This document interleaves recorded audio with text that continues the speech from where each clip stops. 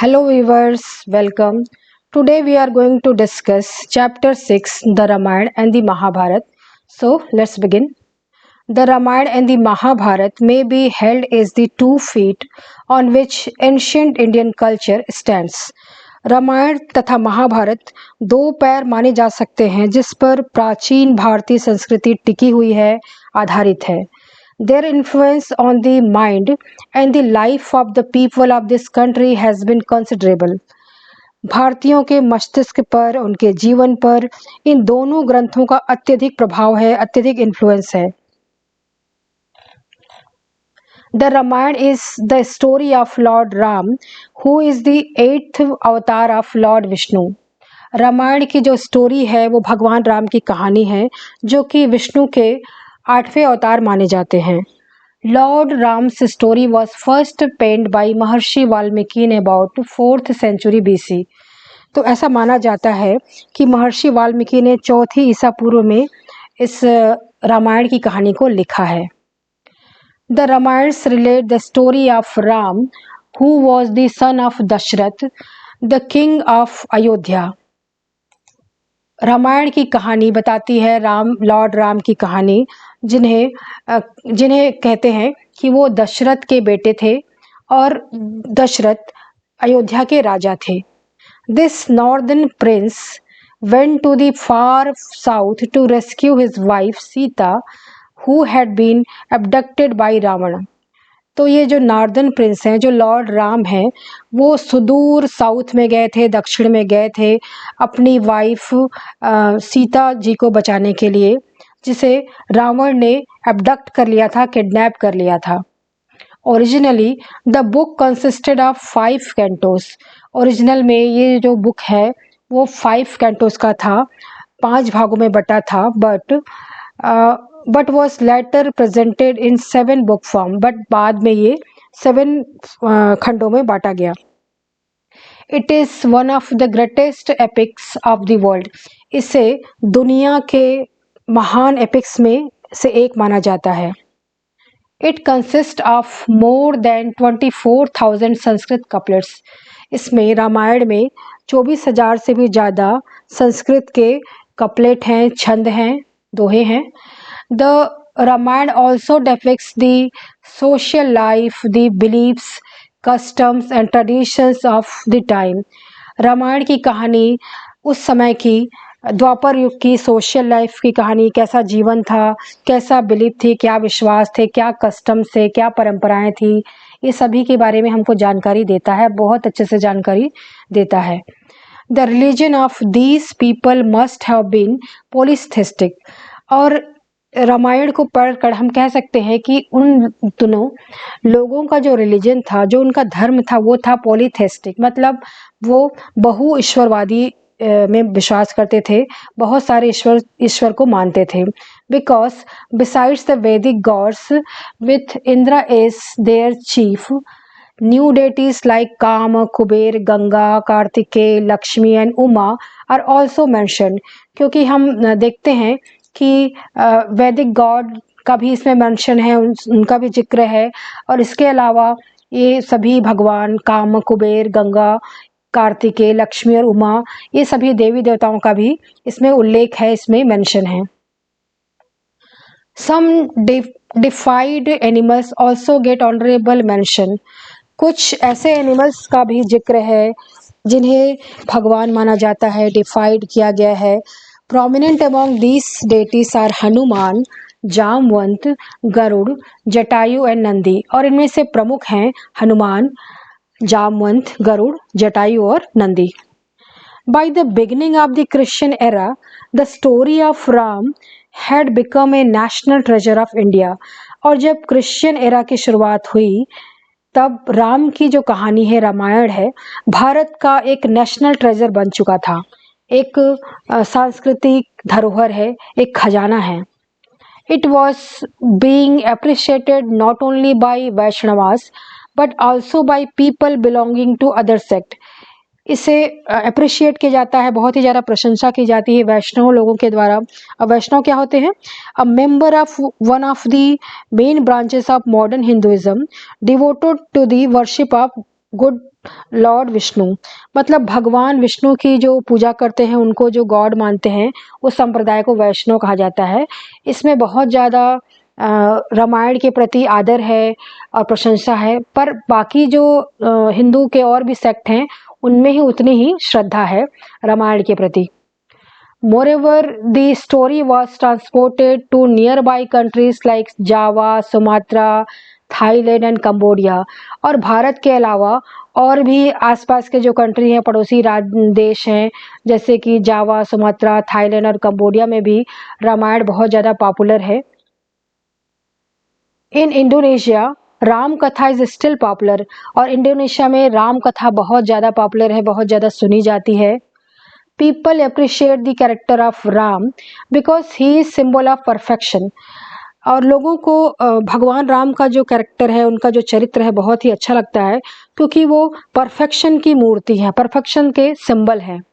Likewise his concert Sita, उसी तरह ही उनकी तरह ही उनकी जो वाइफ है, उनकी जो पत्नी है Sita, is worshipped as the Hindu is a ideal of Hindu womanhood.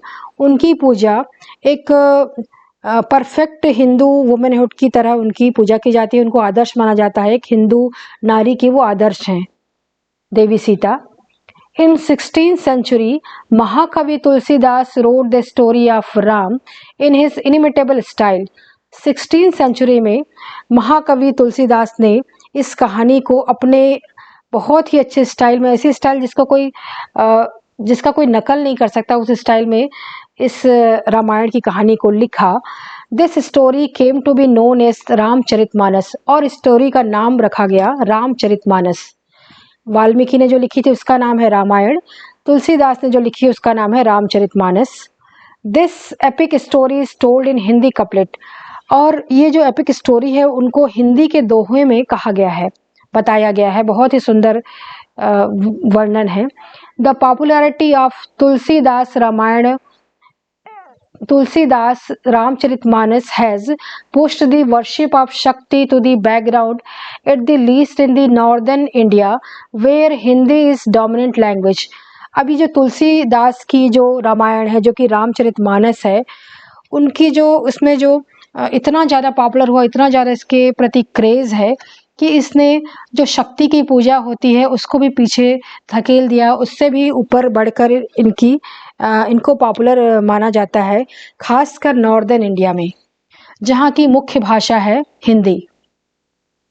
Even the illiterate tries to learn the story of Ram through its presentation in Ramlila, और ज़रूरी नहीं है कि पढ़े लिखे ही इसे पसंद करते हैं, जो बिल्कुल भी पढ़े लिखे नहीं रहते हैं, अनपढ़ रहते हैं, वो भी इस स्टोरी को जानना चाहते हैं और जानते हैं रामलीला के प्रेजेंटेशन के through. During the Dashera, the whole story of Ram is recited and enacted through Ram Leela. Dussehra के दौरान, हमारा जो पर्व है दशहरा, उसके दौरान ये जो पूरी की पूरी स्टोरी है, भगवान राम की जो स्टोरी है, उसे सुनाया जाता है और इनैक्ट किया जाता है, उसको मंच में उसको खेला जाता है थ्रू रामलीला के through. Among the epics of the Hindus, the Mahabharata occupies a pride of place. अब महाभारत की बात होती है, तो भारत के जो एपिक्स हैं, भारत के जो महाकाव्य हैं, जो हिंदुओं के जो महाकाव्य हैं, उसमें महाभारत का स्थान बहुत ज़्यादा है और बहुत उच्च स्थान है। According to the Hindu view, the Mahabharata is one of the 18th Puranas. अब हिंदू मान्यता के अनुसार महाभारत को 18वां पुराण माना जाता है। Originally the Mahabharata was known as the Bharat Samhita. Originally इन्हें माना जाता था कि महाभारत को भारत संहिता के नाम से जाना जाता था। एंड वॉज कंपोज्ड बाय महर्षि वेदव्यास, और इसे कंपोज किया है, इसे लिखा है महर्षि वेदव्यास ने। एंड कंटेन्ड 24,000 वर्सेस, और इसमें शामिल किए गए हैं 24,000 वर्सेस, 24,000 छंद। Later, it was increased to 6 lakhs verses through only 1 lakhs verses exist today. अब बाद में इसकी जो वर्सेस की संख्या और ज़्यादा बढ़ गई और इसे 6 लाख तक पहुंचा दिया गया था, लेकिन ऐसा कहा जाता है कि अभी हमारे पास सिर्फ 1 लाख वर्सेस, 1 लाख छंद ही उपलब्ध हैं। The Mahabharata is an encyclopedia in Indian knowledge. Mahabharat को एनसाइक्लोपीडिया माना जाता है जिसमें सब चीज का हमको उत्तर मिल जाता है कि कौन क्या है इस तरह से. Which had been attained here before the composition of this great epic. और इसे जो पदवी हासिल है एनसाइक्लोपीडिया की, जब से ये बना है, जब से ये कंपोज हुआ है. In its introduction, it had been rightly pointed out that what is not contained in the Mahabharata cannot be found elsewhere. इसके जो इंट्रोडक्शन, इसकी जो प्रस्तावना है, इसकी जो भूमिका है, उसमें ही कहा गया है कि जो चीज़ आपको महाभारत में नहीं मिलेगी वो आपको कहीं नहीं मिलेगी. The Mahabharata also called the fifth Vedas, इसे फिफ्थ वेदा भी कहा जाता है, फिफ्थ वेद भी कहा जाता है महाभारत को. Is looked upon as a authority on conduct and society, और इसे इस तरह से देखा जाता है कि किस तरह से कंडक्ट होना चाहिए, किस तरह से व्यवहार करना चाहिए और किस तरह से समाज होना चाहिए, एक भारतीय समाज होना चाहिए, इसके भी इसमें रूपरेखा बताई गई है. Purgator closely examines the chronology of the Puranas and on the basis of his findings asserts that the Mahabharata might have been fought sometimes in 1100 BC. तो परगेटर जो क्लोजली इसको एग्जामिन करते हैं, जो इसका अध्ययन करते हैं, रिसर्च करते हैं, और पुराण के जो क्रोनोलॉजी है कि कब कौन सा पुराण कब आया, इसके जो अध्ययन करते हैं, और ये वो पाते हैं कि जो महाभारत है ये जो महाभारत की जो लड़ाई है इसे लड़ाई गई थी 1100 BC के लगभग. And the epic consequently must have been composed near about that century, और ये जो एपिक की जो रचना है, ये जो लिखा गया है उसी सेंचुरी के आसपास ही लिखा गया होगा. इस तरह से अनुमान लगाया जाता है, इस तरह से रिसर्च किया गया है. The story continued to be laden with more facts and by 5th century AD it acquired its recent form. और इस स्टोरी में स्टोरी जो भरपूर है, फैक्ट से भरपूर है, बहुत सारे फैक्ट हैं इसमें, तथ्य हैं. And by this 5th century या 5th century AD में इसे जो अभी प्रेजेंट में हम देखते हैं महाभारत का जो फॉर्म है, ये 5th century AD में ये फॉर्म आया. Originally it was heroic poem. Originally इसे एक हीरोइक पोएम की तरह देखा जाता था. हीरोइक पोएम मतलब एक साहस भरा, एक वार वाला पोएम जिसमें साहसिक घटना हुआ हो, वार हुए हो, हीरोइक मैन वन वुमेन हो. But gradually it acquired religious orientation, लेकिन समय के साथ इस महाभारत ने एक धार्मिक रंग ले लिया, धार्मिक ओरिएंटेशन इसे प्राप्त हो गया. In the end, it became a theistic treatise in which Lord Vishnu is elevated to the rank of supreme being. और इस तरह इसके अंत में अंततः ये जो महाभारत पूरी तरह से धार्मिक ट्रेटाइज बन गया, थेइस्टिक ट्रेटाइज बन गया, धार्मिक पुस्तक बन गई, जिसमें भगवान विष्णु को सुप्रीम बीइंग के रैंक में रखा गया है, परम कहना चाहिए परमेश्वर का दर्जा दिया गया है. The religion accepted by the Mahabharat is वैदिक. महाभारत में जो धर्म है वो है वैदिक धर्म. But it is gradually modified into modern Hinduism, लेकिन धीरे धीरे समय के साथ ये मॉडिफाई हो गया, ये चेंज होता गया और एक मॉडर्न हिंदुइज्म का इसने फॉर्म ले लिया है, जो अभी फिलहाल जो मॉडर्न हिंदुइज्म है.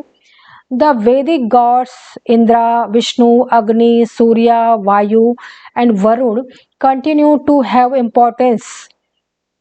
अब इसमें जो वैदिक गॉड है, वैदिक काल के जो भगवान है, जैसे कि इंद्र, विष्णु, अग्नि, सूर्य, वायु और वरुण, ये सब है, उनका इम्पोर्टेंस है, बहुत ज़्यादा इम्पोर्टेंस है इन भगवानों का.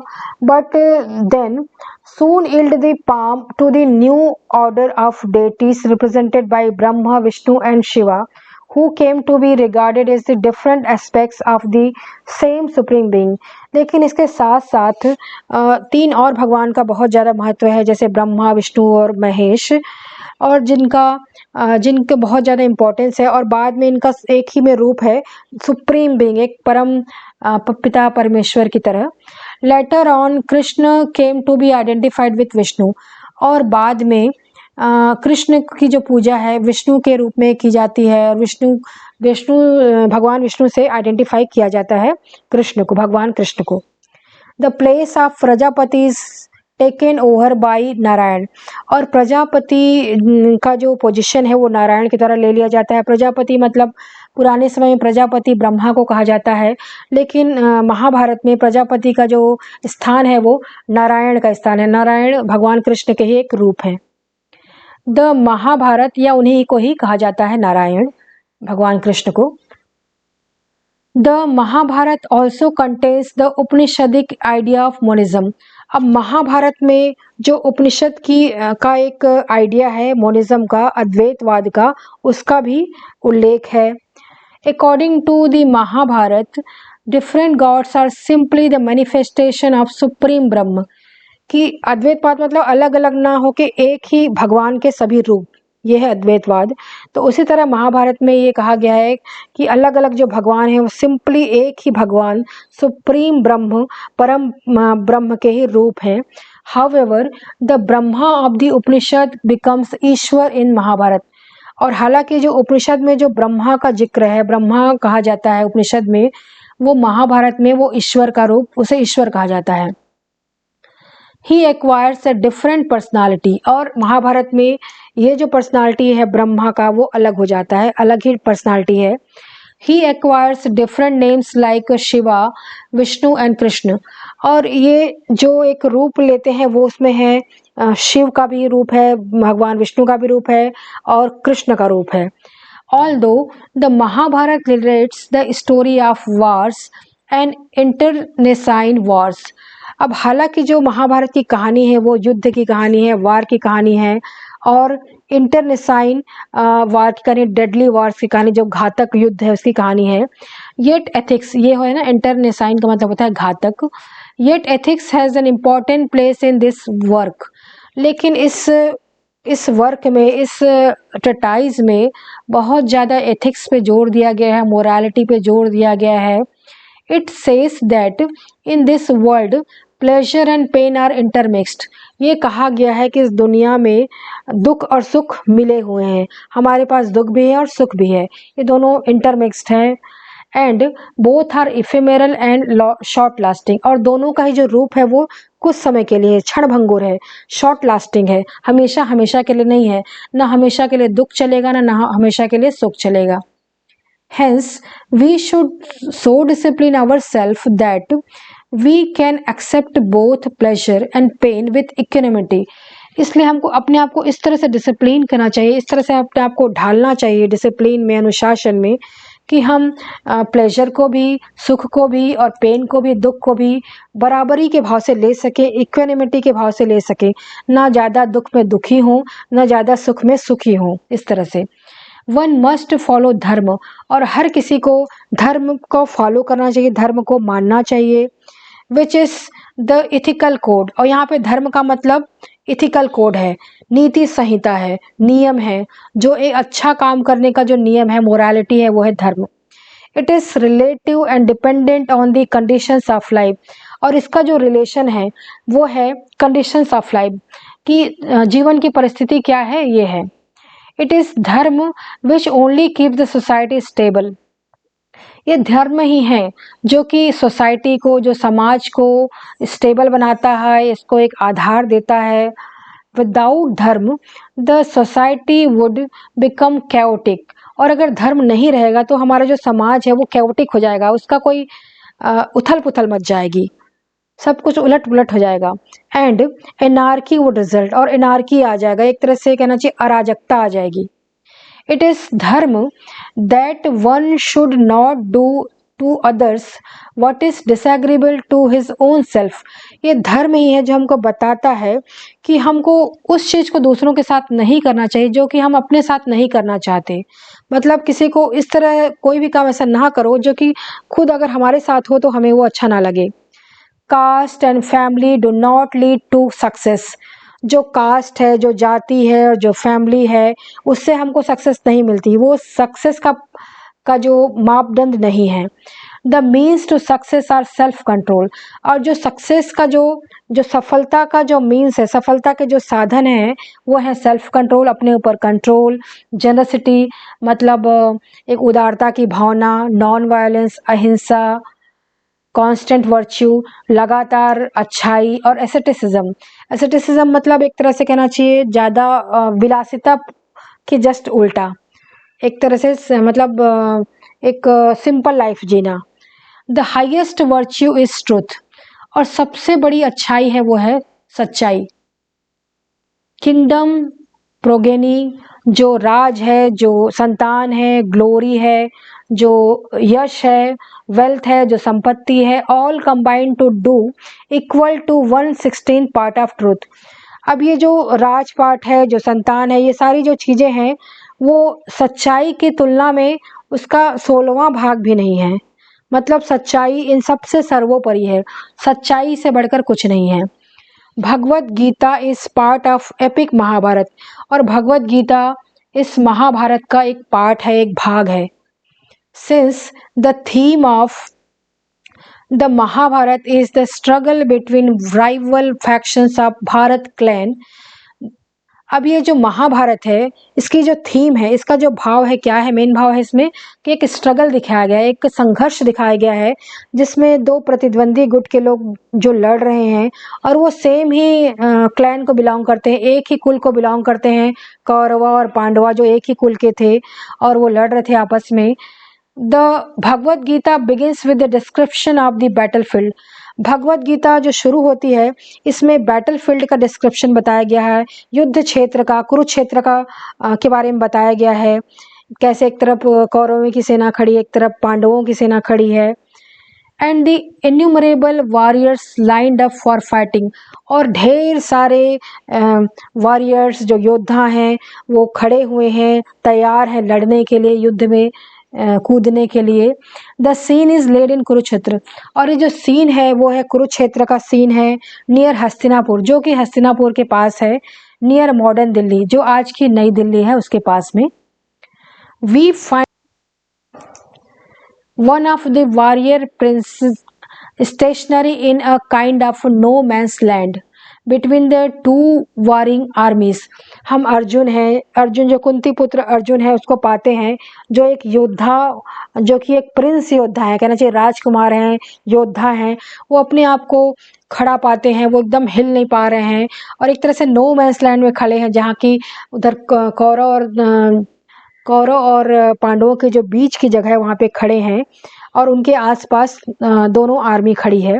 His own and the enemies, एक तरफ तो उनकी खुद की आर्मी है जो पांडवा की आर्मी है, दूसरी तरफ कौरवा है जो एनिमी है। लॉर्ड कृष्णा इज हिज चैरियोटर, और जो लॉर्ड कृष्णा भगवान कृष्ण है उसके सारथी हैं।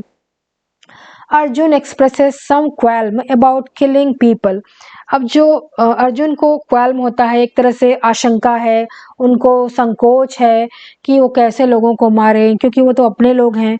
Some of them his own kinsman, और उसमें से बहुत सारे ऐसे हैं जो उनके खुद के भाई बंधु हैं, उनके पितामह हैं, उनके जो गुरु हैं, द्रोणाचार्य हैं, उनको वो कैसे मारे। This leads Krishna to expound his philosophy, which is contain beautiful work। और इसकी वजह से जब वो उनको वो समझाते हैं, कृष्ण की पूरा उपदेश देते हैं कि तुमको ऐसा क्यों करना है, तुमको जो कर्म करना है, वही जो फिलॉसफी है वो बहुत ही सुंदर बुक के फॉर्म में है, एक जो संदेश देते हैं वो भगवत गीता। कृष्णा अकॉर्डिंग टू भगवत गीता, और भगवत गीता के अनुसार भगवान Krishna is a supreme god, वो सुप्रीम गॉड हैं, सबसे ऊपर भगवान है वो। This deification of Krishna came about by slow process, और ये जो कृष्ण का जो को भगवान के रूप में माना जाता है उसका जो प्रोसेस है वो स्लो रहा है। शिशुपाल और राइवल चिफ्टेन, महाभारत में ही ऐसा दिखाया गया है कि चेदी वंश के जो राजा थे शिशुपाल थे, जो कृष्ण के ही जो कि कहना चाहिए कृष्ण के भी संबंधी थे, वो उनके बुआ के बेटे थे और एक योद्धा थे किसी राज्य के। काउंटर्ड द डेटिफिकेशन ऑफ कृष्ण, उन्होंने ये इसका विरोध किया था कि कृष्ण को जो भगवान मान के जो पूजा करे थे उसका विरोध किया था। The Mahabharata portrays many roles of Krishna. Mahabharata में भगवान कृष्ण के कई रोल हैं, बहुत सारे जो रोल हैं उनके। By slow process he becomes an incarnation of Vishnu. और ऐसा कहा जाता है कि एक स्लो प्रोसेस के बाद उनको भगवान विष्णु का अवतार माना जाता है वर्तमान समय में। ये सब ये ऐसे में लिखा है, ये सब विचार ऐसे के हैं, मेरे पर्सनल विचार नहीं है। According to the Bhagavad Gita, the world was produced by Krishna from his own Prakrit nature. अब भगवत गीता के अनुसार ये जो दुनिया है, जो वर्ल्ड है, वो कृष्ण के द्वारा बनाई गई, भगवान कृष्ण के द्वारा बनाई गई है। From his own Prakrit nature, उनके ही नेचर से बनाई गई, उनकी प्रकृति से बनाई गई है। लॉर्ड कृष्णा सेज, भगवान कृष्ण कहते हैं कि ऑल थिंग्स एग्जिस्ट इन मी, सब कुछ मेरे अंदर समाहित है, सब कुछ मेरे अंदर है। Supported by material, my material existence. I cause this entire system of existing things to emanate again without any power of their own। और सब कुछ मेरे अंदर से निकला है, सब कुछ without any power of their own. और इसमें कुछ अपना खुद का पावर नहीं है, जितना भी पावर है, जितनी भी शक्ति है, मेरी खुद की शक्ति है, भगवान की शक्ति है। By the power of their material presence, और मेरे जो मटेरियल रूप का जो पावर है, ये वो पावर है। When a devotee recognizes the individual essence of everything to be comprehended in one and to be the only emanation of it, he then attains to the supreme spirit। और कोई भी devotee है, कोई भी जो भक्त है, वो इस चीज को समझ जाता है कि सब कुछ मेरा ही अस्तित्व है, सब कुछ मेरे से निकला हुआ है, और वो फिर वो पूरी तरह से वो भगवान में समाहित हो जाता है, और एक भगवान से उसकी पूरी तरह से एक तारतम्य जम जाता है, और वो सुप्रीम स्पिरिट को प्राप्त कर लेता है, परम ब्रह्म को। Earth, water, fire, wind and ether, heart, intellect and egoism into these 8 components in my nature divided. और ये जो सारे के सारे जो तत्व हैं, अर्थ है, वाटर है, विंड है, वायु है, हार्ट है, इंटेलेक्ट है, बुद्धि है, इगोइज्म है, ये सारे जो तत्व हैं, ये मेरे ही 8 कंपोनेंट्स हैं, मेरे ही 8 तत्व हैं, जो कि जिसमें मेरा नेचर डिवाइडेड है, मेरी प्रकृति डिवाइडेड है। This nature is an inferior one. और ये जो नेचर है बहुत ही छोटा है, बहुत ही मतलब कम महत्व का है, और बहुत ही कम महत्व का। But learn my superior nature other than this. लेकिन जो मेरा सुपीरियर नेचर है, जो मेरा उच्च नेचर है, वो इससे अधिक है, ऑफ वाइटल काइंड, और बहुत ही महत्व का है। Bye means of which this universe is sustain, जिसके द्वारा इस यूनिवर्स को थामा गया है और चल रहा है, जिसकी वजह से, मेरे सुप्रीम नेचर की वजह से ये जो यूनिवर्स है वो चल रहा है। Understand that all things are produced from this latter और हायर नेचर।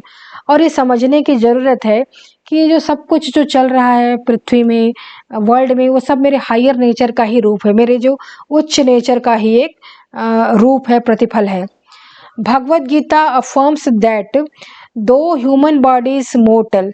भगवद गीता ये बताता है कि जो, हालांकि जो ह्यूमन बॉडी है, जो हमारा जो बॉडी है, वो है मोर्टल, वो एक ना एक दिन मर जाएगा, पेरिश हो जाएगा, ख़त्म हो जाएगा, पेरिशेबल है, ख़त्म हो जाएगा, मौत को प्राप्त हो जाएगा। The soul is immortal and eternal. लेकिन हमारे अंदर जो आत्मा है वो अजर अमर है, वो कभी नहीं मरती, वो सिर्फ रूप बदलती है। The first is the emanation of Krishna inferior nature। और जो पहला है, जो ह्यूमन बॉडी है, जो बॉडी है, वो कृष्ण के, भगवान कृष्ण के जो तुच्छ नेचर का, तुच्छ प्रकृति से पैदा हुआ है, जो हमारा जो बॉडी है।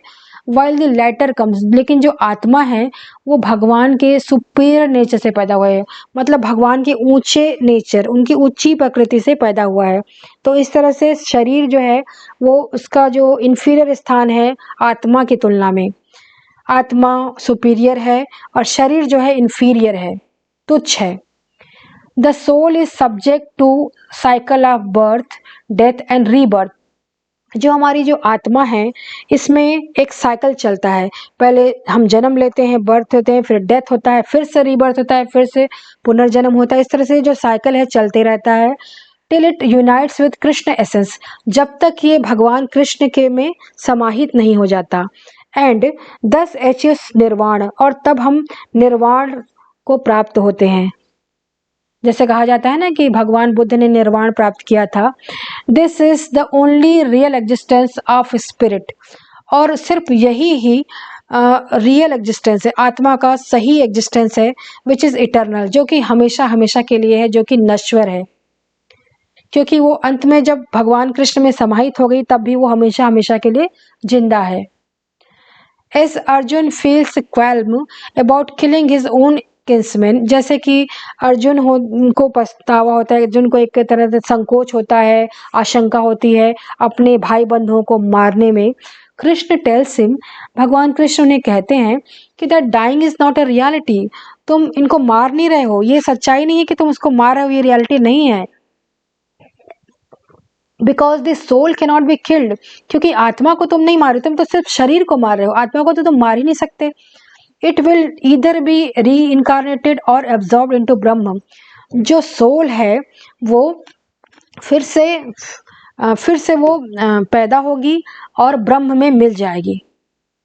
जो आत्मा है फिर से पैदा होगी, फिर से उसका जन्म होगा और वो ब्रह्म में मिल जाएगी। According to Bhagavad Gita, Prakriti is composed of three qualities known as gunas, the sattva goodness, the rajas passion and the tamas ignorance. भगवत गीता के अनुसार जो प्रकृति है वो तीन क्वालिटी से मिलकर बनी हुई है, तीन गुणों से मिलकर बनी हुई है। सत्व गुण जो कि अच्छाई गुडनेस है, रजस गुण जो कि पैशन है जुनून है, और तमस जो इग्नोरेंस है जो कि अज्ञानता है, तमस गुण। तो ये सत्व रजस और तमस गुण से मिलकर बना है तीन गुण। Since the soul is united with Prakriti, it comes under the influence of these three gunas, और चूंकि जो आत्मा है, जो सोल है, इसमें प्रकृति में यूनाइट हो जाती है, तो इसमें इन तीनों गुण का प्रभाव है।